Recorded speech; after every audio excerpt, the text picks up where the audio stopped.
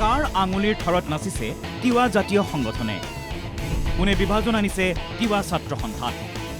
তিৱা স্বায়ত্তশাসিত পৰিষদত সংঘটিত কেলেংকাৰীৰ আঁৰত কোন বৃহস্পতিবাৰে দিছপুৰ প্ৰেছ ক্লাবত সংবাদমেলযোগে তিৱা স্বায়ত্তশাসিত পৰিষদত সংঘটিত কেলেংকাৰী উন্মোচন কৰিছিল চাৰিটাকৈ তিৱা সংগঠনে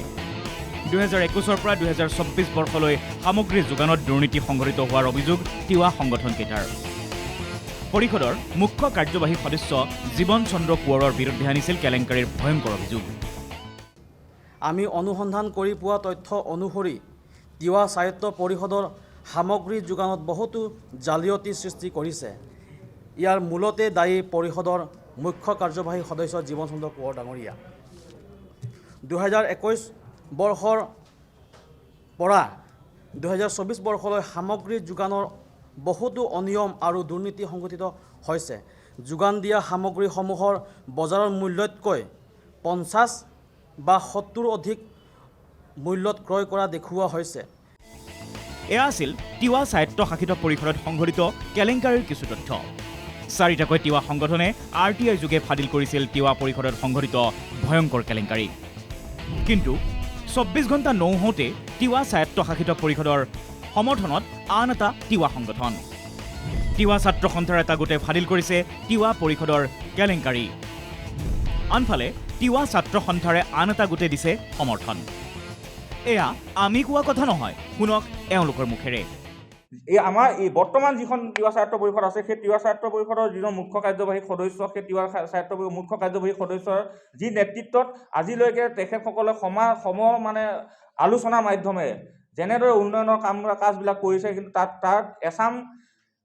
ৰাজনৈতিক ব্যক্তি তাত এক ষড়যন্ত্ৰত লিপ্ত হৈছে গতিকে কিহৰ আশাত বন্দী হৈ সকলো দেখিও নিমাত এনে এছাম জাতীয় সংগঠন নিজে মান খ্যাতি অৰ্জন কৰা সংগঠনটোকো এৰি দিয়া নাই এনে একাংশ তিৱা নেতাই সংবাদমেলতে সাংবাদিকৰ প্ৰশ্নত থকা সৰকা খালে সংগঠনটোৱে তিৱা স্বায়ত্ত পৰিষদৰ সমৰ্থন দিবলৈ গৈ অৱশেষত তিৱা পৰিষদৰ কেলেংকাৰীৰ তদন্তৰ দাবী কৰিবলৈ বাধ্য হ'ল সংগঠনটো এটা ৰাজনৈতিক লবিত আপোনালোক আছে আন এটা ৰাজনৈতিক লবিত সেইটো গোষ্ঠী আছে গতিকে প্ৰথম কথা হ'ল আপোনালোকে আজি যিহেতু প্ৰেছমেলখন পাতিছে নিৰ্দিষ্টভাৱে কালি অভিযোগ উত্থাপন কৰিছে আপোনালোকে এইটো গোটাই কমপ্লিট দুৰ্নীতিৰ কথা কৈছে না যদি দুৰ্নীতি হৈছে তেতিয়াহ'লে এইটো ইনকুৱাৰী হ'ব নাই দুৰ্নীতি কৰিলেতো ইনকুৱাৰী হ'বই যদি সেইটো তথ্য সহকাৰে প্ৰমাণ হ'ব